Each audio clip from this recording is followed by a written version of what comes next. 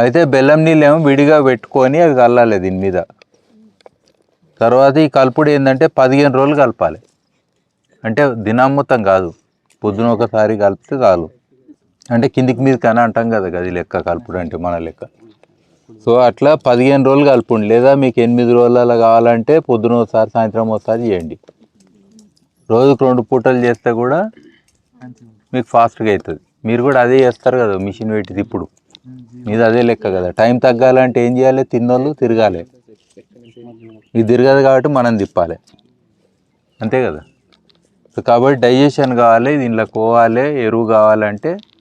Plus first ఏమవుతుందంటే మెల్లమెల్లగా ఇది వేడి కూడా పెరుగుతుంది సూక్ష్మజీవాల మూలన.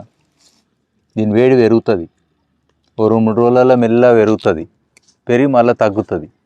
అది కరెక్టు. బై మిస్టేక్ ఎక్కువ వేసినా తక్కువ వేసినా చెట్టు మాడది.